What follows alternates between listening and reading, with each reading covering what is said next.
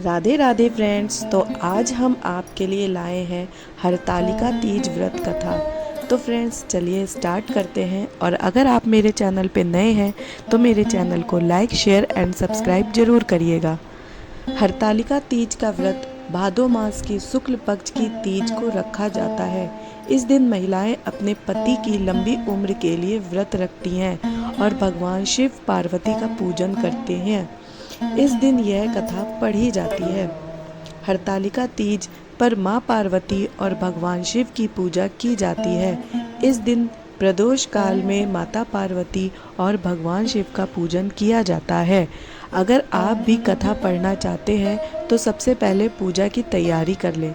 पूजा की तैयारी के लिए केले के पत्ते और वंदरवार और एक मंडल तैयार कराएं। इसके बाद जमीन पर आसन बिछाएं और फिर व्रत का संकल्प लें। फिर माता को वस्त्र, फूल, चंदन चढ़ाएं और धूप दीप नैवेद्य भी चढ़ाएं।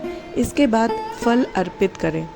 इन सभी के छोटे मोटे मंत्र होते हैं जिसे आप बोलकर ये चीज़ें अर्पित कर सकते हैं, जैसे कि ओम नमः शिवाय। कथा इस प्रकार है, तो चलिए सुनते हैं। श्री परम पावन भूमि कैलाश पर्वत पर विशाल वट वृक्ष के नीचे भगवान शिव और पार्वती, बलवान वीरभद्र, भृंगी, श्रृंगी और नंदी अपने अपने पैरों पर सदाशिव के दरबार की शोभा बढ़ा रहे हैं। इस अवसर पर माँ पार्वती ने अपने दोनों हाथ जोड़कर शिव जी से पूछा, ईश्वर, मेरे बड़े सौभाग्य हैं। मैंने आप को अपने पति के रूप में वर्ण किया। क्या मैं जान सकती हूँ कि मैंने वह कौन सा पुण्य अर्जन किया? आप अंतर्यामी हैं, मुझ दासी पर वर्णन करके कृपा करें। महारानी पार्वती की ऐसी प्रार्थना सुनकर शंकर जी बोले, तुमने अति उत्तम पुण्य का संग्रह किया था जिससे मुझे प्राप्त किया है। वह अति गुप्त व्रत है, लेकिन मैं तुम्हें बताता हूँ। वह व्रत भादो मास के शुक्ल पक्ष की तीज के नाम से प्रसिद्ध है। यह व्रत ऐसा है, तारों में चंद्रमा, नवग्रहों में सूर्य, वर्णों में ब्राह्मण, देवताओं में गंगा, पुराणों में महाभारत, वेदों में साम, इंद्रियों में मन होता है। इतना श्रेष्ठ है। उन्होंने बताया कि जो तीज हस्त नक्षत्र वह बहुत ही पुण्यदायक मानी जाती है। ऐसा सुनकर पार्वती जी ने कहा कि मैंने कब और कैसे तीज व्रत किया था, विस्तार से सुनने की इच्छा है। इतना सुनते ही शंकर जी बोले, भाग्यवान, उमा भारतवर्ष के उत्तर में हिमालय श्रेष्ठ पर्वत है, उसके राजा हिमांचल है। वहीं पर तुम भाग्यवती रानी मैना से पैदा हुई थी। तुमने बाल्यकाल में मेरी आराधना करना शुरू कर दिया था।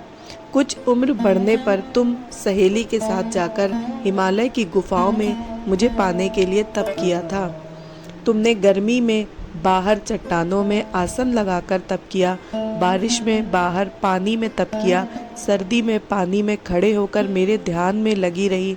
तुमने इस दौरान वायु, सूंगी, पेड़ों के पत्ते खाए और तुम्हारा शरीर क्षीण हो गया। ऐसी हालत देखकर महाराज हिमांचल को बहुत चिंता हुई। वे तुम्हारे विवाह के लिए चिंता करने लगे। इसी मौके पर नारद देव आए। राजा ने उनका स्वागत किया और उनके आने का कारण पूछा। तब नारद जी ने कहा, राजन, मैं भगवान विष्णु की तरफ से आया हूँ। मैं चाहता हूँ कि आपकी सुंदर कन्या को सुयोग्य वर प्राप्त हो। सो वैकुंठ निवासी भगवान विष्णु ने आपकी कन्या का वरणी स्वीकार किया है। क्या आपको स्वीकार है? राजा हिमांचल ने कहा, महाराज, मेरा सौभाग्य है कि मेरी कन्या को विष्णु जी ने स्वीकार किया है और मैं अवश्य ही उन्हें अपनी कन्या उमा का वाग्यदान करूंगा। यह सुनिश्चित हो जाने पर नारद जी वैकुंठ चले गए और भगवान विष्णु से उनके विवाह का पूर्ण होना सुनाया। यह सुनकर तुम्हें बहुत दुख हुआ और तुम अपनी सखी के साथ पहुंचकर विलाप करने लगी। तुम्हारा विलाप देखकर सखी ने तुम्हारी इच्छा जानकर कहा, देवी, मैं तुम्हें ऐसी गुफा में तपस्या के लिए ले चलूंगी जहां महाराज हिमांचल भी ना पा सके। ऐसा कह उमा सहेली सहित हिमालय की गहन गुफाओं में विलीन हो गई। तब महाराज हिमाचल घबरा गए और पार्वती को ढूंढने लगे और विलाप करने लगे कि मैंने विष्णु जी को वचन दिया है, वो कैसे पूरा हो सकेगा। ऐसा कहकर बेहोश हो गए। उस समय तुम अपनी सहेली के साथ ही गहन गुफा में पहुंच गई थी। बिना अन्न बिना जल से मेरे व्रत को आरंभ करके नदी की बालू का लिंग बनाकर विविध प्रकार के फूलों से पूजन करने लगी। उस दिन भाद्र मास की तृतीया शुक्ल पक्ष हस्त नक्षत्र था। तुम्हारा पूजा के कारण मेरा सिंहासन हिल गया था और मैंने जाकर तुम्हें दर्शन दिए। वहाँ जाकर मैंने तुमसे कहा, हे देवी, मैं तुम्हारे व्रत और पूजन से अति प्रसन्न हूँ। तुम मुझसे अपनी इच्छा मांग सकती हो। इतना सुन तुम लज्जित होकर भाव से प्रार्थना की और कि आप अंतर्यामी हैं और मेरे मन के भाव आपसे छिपे नहीं हैं। आपको पति रूप में पाना चाहती हूँ। इतना सुनकर चित्तपूर्ण वरदान देकर अंतर्ध्यान हो गया।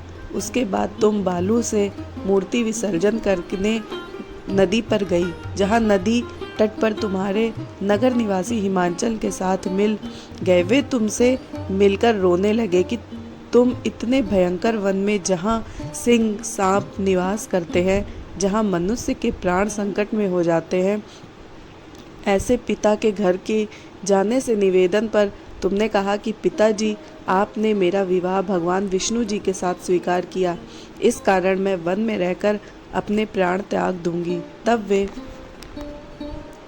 बोले, शोक मत करो, मैं तुम्हारा विवाह भगवान विष्णु के साथ कदापि नहीं कराऊंगा, उन्हीं सदाशिव के साथ कराऊंगा। इसके बाद महाराज हिमाचल ने रानी मैना के साथ मेरा और तुम्हारा विवाह किया।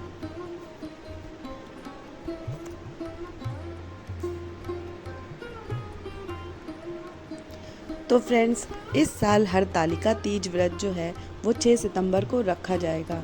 इस व्रत में शिव पार्वती की प्रतिमा बनाई जाएगी और फिर शुभ मुहूर्त में महिलाएं इन मूर्तियों की पूजा करके उम्र की प्रार्थना करेंगी।